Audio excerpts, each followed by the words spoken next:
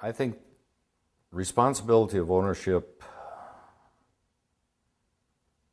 is, first of all, do they want to own it? There is a lot of responsibility for transferring ownership from one generation to the next.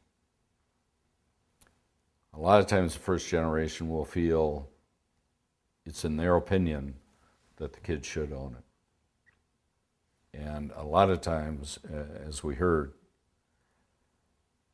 sometimes the kids don't want to own it. But if they do want to own it, then education comes into play. And education needs to be an ongoing basis for family members, talking to them about the responsibilities of ownership. And what are their responsibilities?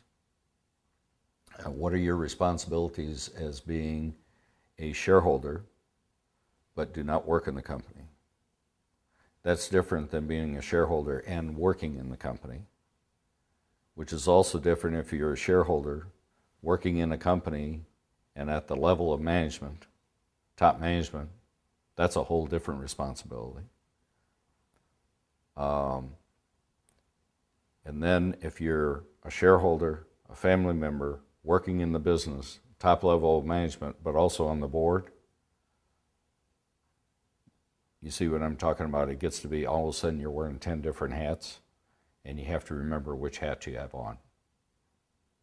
And then when you go home at night and you're talking to your spouse, which is part of the family, but possibly a non-shareholder, then you got a whole nother hat to wear.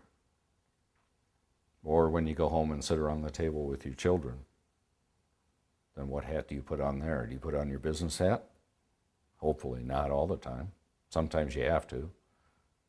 But, you know, there's a lot of different ways a dad or mom can talk to their children if they're in the company or outside the company.